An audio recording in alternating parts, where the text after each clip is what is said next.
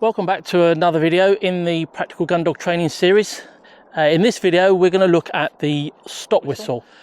I don't use one technique, there's some various techniques I use, and I thought it'd be a good idea just to go through all of those techniques. There's not a right or a wrong way. You can do things in various ways, depends on what suits your style of training, whether you've used a place board at the beginning, and also obviously the nature of your dog. There are various ways you can introduce the sit whistle. Right from an early age you can teach it or introduce it when you're feeding the dog. Dog comes in, a lot of people teach their dogs to sit from an early age, especially when they're feeding the dogs. Dog comes in, get the bowl of food, you give the command sit, dog sits, and you introduce the sit whistle. Just a single pip on the whistle. It doesn't matter what whistle you use, depending on whether you've got a retriever or a spaniel, depends on what pitch you use, but it doesn't matter what whistle you use. It's how you use it. It's a single pip. I like to introduce the sit whistle initially when I'm using the place board. If you've seen my earlier videos, you would have seen that obviously I get the dogs conditioned to sitting on the board. It's a good place to be. They really like it. So for me, it's a natural and a very simple transition just to introduce the sit whistle when they come on the board. Obviously Twig's a little bit past this now, but I'll try and demonstrate how I do it. So I don't even have to give a command. I'll just take her off the board. Twig, on your board. Good girl, good girl. So she knows she's got to sit on the board naturally, and all I'm introducing is that single pip whistle. I don't really even have to say sit. She knows what that is. Good girl. We'll just do that one more time. Twig, on your board. Good girl, good girl. Now, what you can use if you haven't used the place board is when you're walking your dog at heel, give it a verbal sit command, at the same time blow your sit whistle. Dogs learn by repetition, so the verbal and the whistle command will soon combine, and eventually you should be able to drop the verbal command and the dog will recognise that it's got to sit.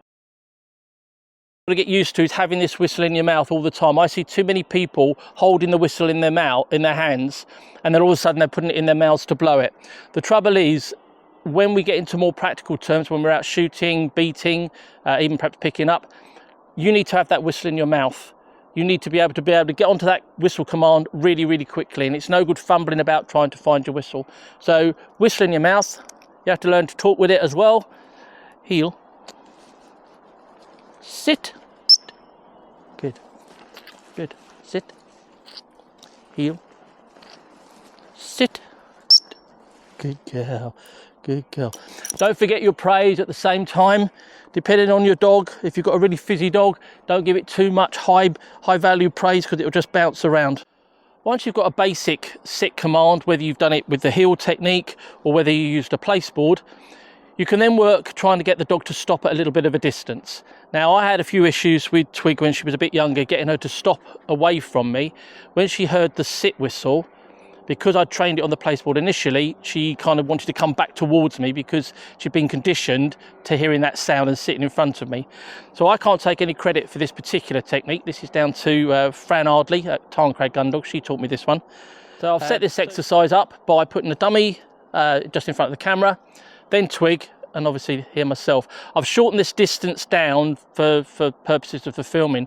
What I would normally do is increase the distance between the dog and the dummy and me and the dog, so there's a bit more distance between us to be able to stop her.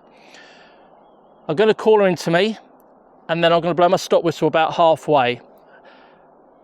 In theory, she's thinking about the dummy. She thinks she's going to be sent back for the dummy, so that's her incentive to stop. I found this was a really good way of the dogs learning to stop at a distance. I struggled a little bit with Twig, as I just said, but this really got her over that. Now, she's done this a few times, so she's not going to come belting back to me on a recall because she knows what the game is. But it's a really good way of getting this sorted.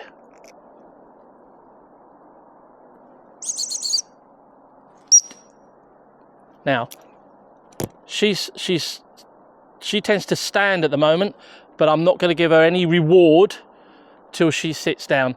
And she's learned she doesn't get that dummy until she sits. You'll find that some dogs, as they get a bit older, Ted for example, he will only ever stand on the stop whistle. He never ever sits.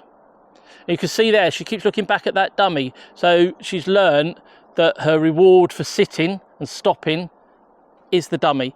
Trouble is with the sit whistle or the stop whistle, it's a negative command. 9 times out of 10, you're stopping the dog doing something it wants to do. And this is just a way of giving them that bit of incentive. So we give her a nice little back command now. Back.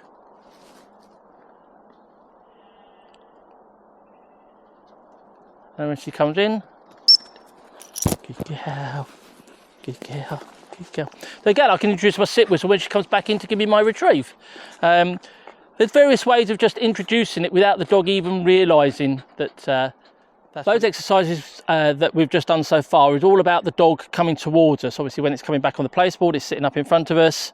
That exercise there, it's coming towards us when we're calling it off the dummy and stopping it.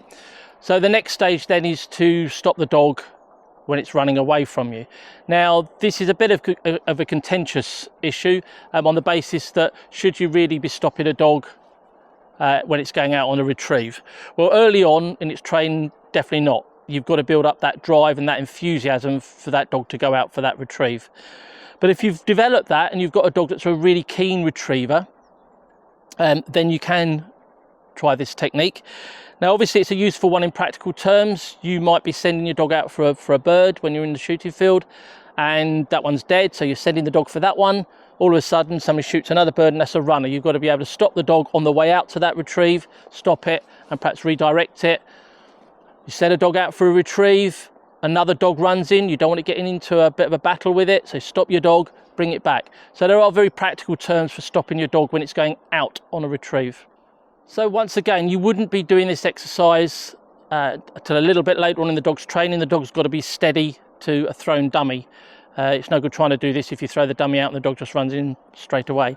So set your dog up, throw your dummy out, throw your retrieve out. So what we're going to do, we're going to let the dog go not too far to start with, and we're going to blow the stop whistle. At the same time I blow the stop whistle, I'm just going to be moving forward just to put that little bit of pressure on the dog. Now, you don't want to be doing this too much and too often because it can make the dog sticky. And again, like I said earlier on, it depends on the dog's personality. She's a real keen little retriever, so I can put more pressure on her to stop. And it's the movement of my body going forward that is going to make her sit down. So we'll set her up for this. Fetch it. Sit. Sit. Sit. So you saw then straight away, as soon as I blew the whistle, I was on the move.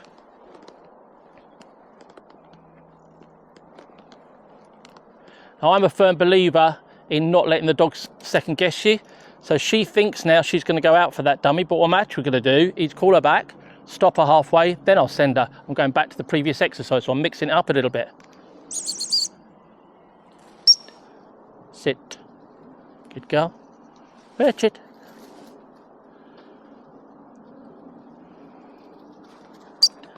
Good girl. Good. Heel. Mix your exercises up a little bit. Don't let them second guess you. You'll get a sharper response. So what we'll do now, we'll move on to another little technique that we use, this time actually when the dogs are hunting. So another technique we can use is to hunt the dog, blow the stop whistle, and throw out a retrieve at the same time. Now, in an ideal world, you want your dog to be steady for this. If they do run in, as I said before, you've just got to take the retrieve with no chastisement. You can't do anything about it. So we're going to hunt the dog, blow the stop whistle, throw out a retrieve. Sometimes we'll go and pick it up, sometimes we'll send the dog, but that's the positive element. Something good has happened. Anyway, we'll set her twig up for this and see how she gets on. Good girl.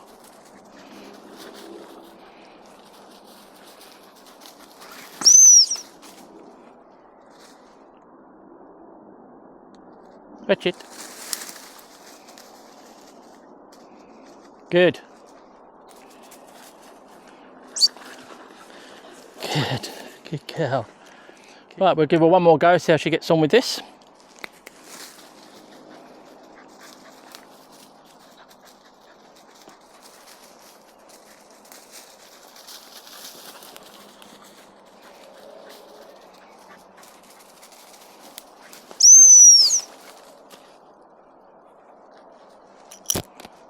Now, because she had the last one, I shall pick this one up.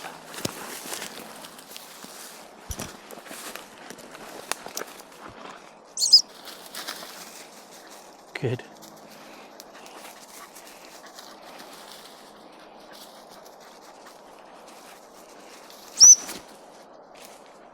Good girl. Good girl. Fetch it.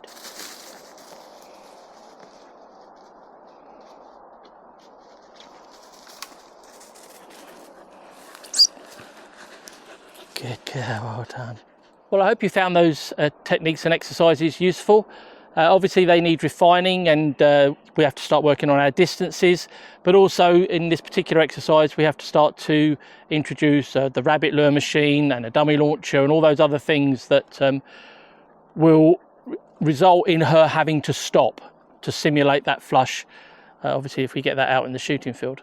So I hope you enjoyed that. If you did, please give me a thumbs up, subscribe and share if you feel like this video was of use to anybody else, and we'll be back very soon with more practical gun dog training tips.